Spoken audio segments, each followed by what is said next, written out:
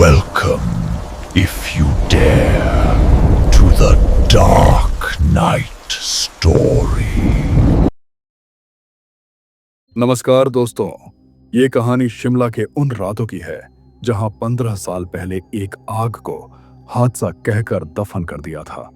उस आग में दो निर्दोष जाने गई थी। एक ईमानदार पुलिस अफसर ने उन दोनों को इंसाफ देने के लिए फाइल बनाई, लेकिन वो ऑफिसर अचानक गायब हो गया। कुछ बेईमान अफसरों ने सच की फाइल बंद कर दी और कानून ने शराफत की चादर ओढ़ ली। लेकिन जब पुलिस खामोश हो जाती है तब इंसाफ किसी और रास्ते से लौटता है। आइए दोस्तों, कहानी को शुरुआत करते हैं। कहानी का नाम है पुलिस की खामोशी। शिमला की कड़कड़ाती ठंड में पूरा शहर बर्फ की चादर ओढ़े सो रहा था। शहर के सबसे पॉश इलाके की सनसेट विला कोठी में एक ऐसी चीख गूंजी जिसने सन्नाटे को चीर दिया। ये कोठी शहर के मशहूर वकील एडवोकेट अविनाश सहगल की है। जब पुलिस मौके पर पहुंची तो नजारा रूह कंपा देने वाला। अविनाश की लाश उनके स्टडी रूम में पड़ी थी। कमरा अंदर से पूरी तरह लॉक था।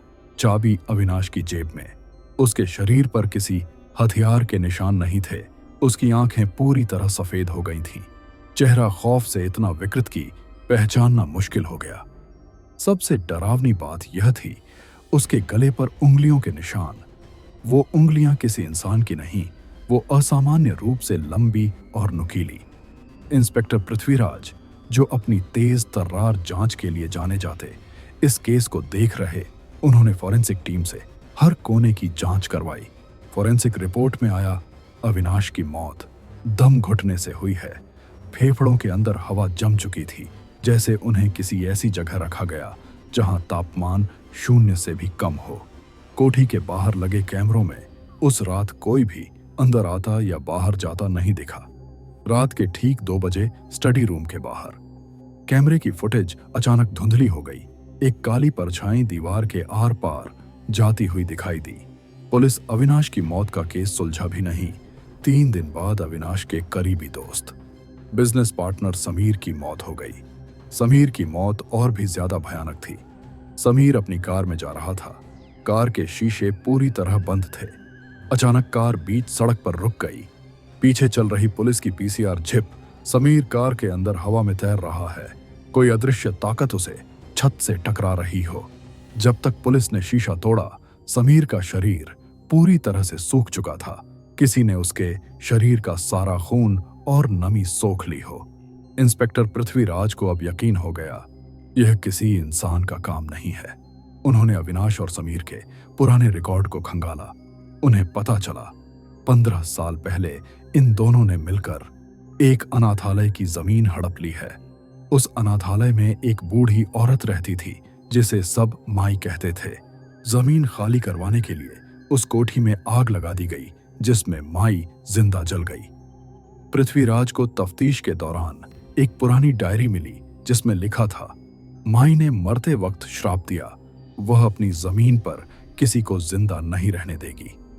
पृथ्वीराज आधी रात को थाने में बैठकर फाइल्स पढ़ता रहा। अचानक थाने की सारी लाइटें जलने बुझने लगीं। कंप्यूटर की स्क्रीन पर अपने आप टाइप होने लगा। इंस्पेक्टर पृथ्वीराज ने की नंपुटर के स्क्रीन पर देखा। उसमें लिखा था, न्याय कानून नहीं, मौत करेगी। पृथ्वीराज को अपने कंधे पर एक बर्फीला हाथ महसूस हुआ। उन्होंने पीछे मुड़कर देखा, लेकिन वहां कोई नहीं। अचानक फर्श पर गीले पैरों के निशान बन रहे थे, जो सीधे उनकी कुर्सी की तरफ आने लगे। हवा में जलने की बदबू फैल गई और दूर गलियों से पायल की छन छन आवाज आने लगी। इंस्पेक्टर पृथ्वीराज ने उन गीले पैरों के निशानों का पीछा करने लगे। वो निशान थाने के लॉकअप के पास जाकर अचानक गायब हो गए। वहां तैनात सिपाही गहरी नींद में था। उसकी गर्दन एक अजीब कोण पर झुकी हुई थी। पृथ्वीराज ने उसे हिलाया। उसका शरीर बर्फ की तरह ठंडा था। उसकी खाल पर काले धब्बे पड़ चुके थे। थाने के अंदर तापमान अचानक गिरकर माइनस में चला गया। पृथ्वीराज की सांसें धुएं की तरह बाहर निकल रही है। लॉकअप के अंदर धीमी सरसराहट भरी आवाज आई, अभी तो सिर्फ शुरुआत है। इंस्पेक्टर पृथ्वीराज ने टॉर्च जलाई और देखा, लॉकअप की सलाखें अपने आप मुड़ रही है, जैसे कोई उन्हें मोम की तरह पिघला रहा हो। लेकिन वहां कोई इंसान नहीं, बस एक धुंधली सी आकृति जो धीरे धीरे दीवार में समा गई। अगले दिन पृथ्वीराज उस अनाथालय के खंडहरों पर पहुंचे जहां 15 साल पहले आग लगी थी। वहां उन्हें एक बूढ़ा माली मिला जो अभी भी उस जमीन की रखवाली कर रहा था। माली की आंखें डरी हुई थीं। माली ने बताया, साहब, पुलिस की गोलियां इंसान को रोक सकती हैं, एक आत्मा को नहीं। माई की मौत साधारण नहीं हुई, उसे जिंदा जलाया गया। उसकी चीखें आज भी इन दीवारों में दफन हैं। पृथ्वीराज को वहां एक आधी जली तस्वीर मिली। तस्वीर में माई के साथ एक छोटा बच्चा खड़ा है। उस बच्चे के गले में एक अनोखा लॉकेट था, बिल्कुल वैसा ही लॉकेट जैसा अविनाश सहगल की लाश के पास मिला, जिसे पुलिस ने अब तक एक मामूली सबूत समझा।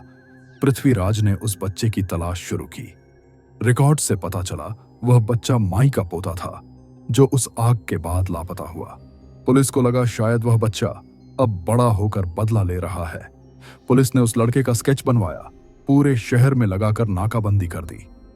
तभी कंट्रोल रूम से खबर आई, शहर के मेयर जो उस जमीन के सौदे में तीसरे पार्टनर हैं, उनके घर पर हमला हुआ है।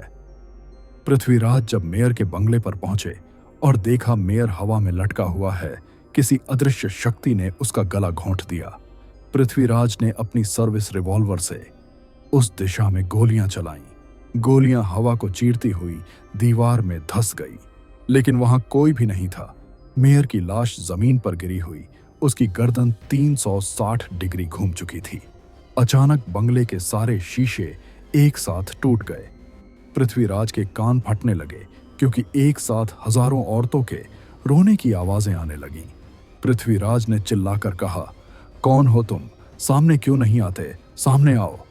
फर्श पर बिखरे हुए खून से अपने आप अक्षर लिखने लगे, मैं वही हूं जिसे तुम ढूंढ रहे हो, लेकिन मैं वहां नहीं हूं जहां तुम देख रहे हो। पृथ्वीराज को महसूस हुआ उनके पीछे कोई खड़ा है। उन्होंने मुड़कर देखा तो वहां एक परछाई थी जिसके हाथ में वही पुराना लोहे का कंगन है। उस परछाई ने पृथ्वीराज की तरफ हाथ बढ़ाया। पृथ्वीराज की आंखों के सामने अंधेरा छा गया। जब पृथ्वीराज की आंख खुली तो वो अस्पताल में नहीं बल्कि उसी पुराने अनाथालय के खंडहर में पड़े थे। उनके हाथ पैर जंजीरों से बंधे हुए थे। उनके सामने एक टेबल पर वही पुरानी फाइलें रखी थीं जो 15 साल पहले गायब कर दी गई। अंधेरे कोने से एक साया बाहर निकलने लगा। वह साया धीरे धीरे इंसानी शक्ल लेने लगा। उसका चेहरा आधा जला हुआ और आधा बहुत डरावना। वह साया पुलिस की वर्दी में था। पृथ्वीराज की आंखों के सामने जो चेहरा था, उसे देखकर उनके पैरों तले जमीन खिसक गई। वह चेहरा किसी और का नहीं बल्कि उनके अपने सबसे भरोसेमंद junior officer sub inspector Digvijay का। दिग्विजय की आंखें पूरी तरह काली थीं। उनमें न पुतली थी न सफेदी। दिग्विजय की आवाज में एक नहीं बल्कि हजारों औरतों की चीखें एक साथ गूंज रही थीं। उसने कहा, इंस्पेक्टर, तुम जिसे ढूंढ रहे हो वह 15 साल पहले मर चुका है। मैं सिर्फ एक जरिया हूं। औरत पृथ्वीराज ने कांपती आवाज में पूछा, दिग्विजय, यह तुम क्या कर रहे हो? तुम पुलिस वाले हो? दिग्विजय के अंदर की आत्मा जोर जोर से हंसने लगी। पुलिस और कानून। जब उस रात माई और वह मासूम बच्चा आग में तड़प रहे थे, तब कानून कहाँ था? अविनाश समीर और मेयर ने मिलकर आग लगाई थी और तुम्हारे बड़े अफसरों ने रिश्वत खाकर उस फाइल को दफन कर दिया। अचानक दिग्विजय का शरीर हवा में 5 फीट ऊपर उठ गया। उसके हाथ पैर अजीब तरह से मुड़ने लगे, जैसे कोई कठपुतली हो। खंडहर की दीवारें कांपने लगीं। जमीन से काला धुआं निकलने लगा। पृथ्वीराज ने देखा दिग्विजय के शरीर से एक धुंधली जलती हुई औरत की आकृति बाहर निकली और वापस उसके अंदर समा गई। वह माई की आत्मा थी जिसने दिग्विजय के शरीर पर कब्जा कर लिया है। आज आखिरी हिसाब होगा, आत्मा ने कहा। चौथा, गुनहगार अभी जिंदा है, वह तुम्हारे बहुत करीब है। पुलिस हेडक्वार्टर में हड़बड़ मच गई। सीसीटीवी कैमरों में सांप दिख रहा है। दिग्विजय अकेला हवा में बातें कर रहा है। दीवारों पर अपने आप खून के धब्बे उभरने लगे। कमिश्नर ने आदेश दिया, दिग्विजय को जिंदा या मुर्दा पकड़ो। लेकिन जो भी सिपाही उसके करीब जाने की कोशिश करता, दिग्विजय उसे अदृश्य झटके से वही दीवार पर पटक देता। पुलिस ने दिग्विजय पर गोलियों से हमला किया। गोलियां दिग्विजय के शरीर के आर पार निकल जा रही है, जैसे वह मांस का नहीं बल्कि धुएं का बना हो। दिग्विजय ने पृथ्वीराज को अनाथालय लेकर गया। वहां उनको खंडहर में एक पुरानी तिजोरी मिली। आत्मा ने दिग्विजय के हाथों से वह तिजोरी तोड़ दी। अंदर एक डायरी मिली जिसमें उन सभी लोगों के नाम मिले जिन्होंने उस रात रिश्वत ली। डायरी का आखिरी पन्ना पलटते ही पृथ्वीराज के होश उड़ गए। उस लिस्ट में सबसे ऊपर जो नाम था वह शहर के वर्तमान पुलिस कमिश्नर का है, जो 15 साल पहले कमिश्नर नहीं मामूली ऑफिसर था, जिसने माई की मौत को हादसा बताकर केस बंद कर दिया। अचानक खंडहर का दरवाजा जोर से खुल गया। पुलिस कमिश्नर अपनी पूरी फोर्स के साथ वहां पहुंचे। उन्होंने पृथ्वीराज और दिग्विजय पर बंदूक तानी। कमिश्नर ने ठंडे स्वर में कहा, बहुत जाने ली है तुमने दिग्विजय, अब इस राज को तुम्हारे साथ यही दफन करना होगा। जैसे ही कमिश्नर ने ट्रिगर दबाने की कोशिश की, उसका हाथ हवा में जम गया। उसके पैर जमीन से ऊपर उठने लगे। दिग्विजय और माई की आत्मा उसकी तरफ धीरे धीरे बढ़ने लगे। कमरे की सारी मोमबत्तियां बुझ गईं। वहां सिर्फ कमिश्नर की चीखें सुनाई देने लगीं। कमिश्नर का शरीर हवा में ऐसे खिंच रहा है जैसे उसे 2 दिशाओं में फाड़ा गया हो। पृथ्वीराज ने देखा दिग्विजय की आंखों से खून के आंसू गिर रहे। वह अंदर से लड़ रहा, लेकिन आत्मा का कब्जा बहुत मजबूत था। आत्मा ने कमिश्नर के कान में फुसफुसाया, न्याय का समय समाप्त हुआ, अब प्रतिशोध शुरू होगा। कमिश्नर का शरीर हवा में झूलने लगा। उसकी हड्डियां टूटने की आवाज पूरे खंडहर में गूंज रही। दिग्विजय की आंखें बाहर उभर आईं। कमिश्नर रहम की भीख मांगता रहा। उसकी आवाज कोई भी सुनने वाला नहीं। अचानक दिग्विजय के शरीर से वह जलती हुई माई की आत्मा पूरी तरह बाहर निकल आई। वह एक विशाल काले धुएं के साए में बदल चुकी है। उसकी उंगलियां कमिश्नर के गले को चारों ओर से लिपट लिया। पृथ्वीराज ने चिल्लाकर कहा, माई रुक जाओ, अगर तुमने इसे मार दिया तो तुम में और इन कातिलों में क्या फर्क रह जाएगा। आत्मा एक भयानक गर्जना के साथ हंस रही है। इन्होंने मुझे जिंदा जलाया और मेरे पोते को मुझसे छीन लिया। कानून सोता रहा, अब मैं नहीं रुकूंगी। तभी एक ऐसी घटना हुई जिसने पृथ्वीराज के रोंगटे खड़े कर दिए। कमिश्नर के शरीर से मांस के लोथड़े अपने आप अलग होने लगे, जैसे कोई अदृश्य आरी उसे काट रही हो। वहां कोई खून नहीं गिर रहा, वो सिर्फ काला धुआं और राख निकल रही थी। दिग्विजय जमीन पर गिर पड़ा। उसका शरीर ठंडा पड़ गया। आत्मा ने अपनी पूरी ताकत कमिश्नर को खत्म करने में लगा दी। देखते देखते कमिश्नर का पूरा शरीर राख के ढेर में बदल गया। वह राख हवा में उड़ी और अनाथालय की दीवार पर चिपक गई। दीवार पर कमिश्नर का चेहरा उभर आया, जो हमेशा के लिए उस दीवार में कैद होकर चीखने लगा। बाहर खड़ी पुलिस फोर्स ने जब अंदर सन्नाटा महसूस किया, वह दरवाजा तोड़कर अंदर घुसे। उन्होंने देखा इंस्पेक्टर पृथ्वीराज बेसुध पड़े हैं। दिग्विजय का शरीर ठंडा पड़ चुका है। कमिश्नर का कहीं नामो निशान नहीं, बस उनकी वर्दी जमीन पर पड़ी हुई मिली। जब फॉरेंसिक टीम आई, उन्हें वहां कोई फिंगरप्रिंट नहीं मिले। दीवार पर जो राख चिपकी थी उसकी जांच की गई, पता चला वह 15 साल पुरानी इंसानी राख है। पुलिस ने फाइल में मिसिंग केस बना दिया, क्योंकि किसी के पास भी इस बात का जवाब नहीं कोई जिंदा इंसान धुएं में कैसे बदल गया। 1 महीने बाद पृथ्वीराज ने इस्तीफा दे दिया। पृथ्वीराज उस रात के खौफ से बाहर नहीं निकल पा रहे। एक शाम वह अपने घर में बैठ गए। उनके फोन पर एक वीडियो मैसेज आया। वीडियो दिग्विजय के फोन से भेजा गया है। पृथ्वीराज ने उस वीडियो में देखा दिग्विजय को कुछ लोग फांसी दे रहे हैं। वो लोग मुस्कुराते हुए, उनकी आंखों में लालसा भरी हुई थी। दिग्विजय ने मरते मरते धीरे से कहा, इंसाफ अधूरा है। तुमने तो सिर्फ शहर के कुछ गुनहगार मरते हुए देखे। वीडियो खत्म होते ही इंस्पेक्टर पृथ्वीराज समझ गए दिग्विजय जिंदा नहीं है।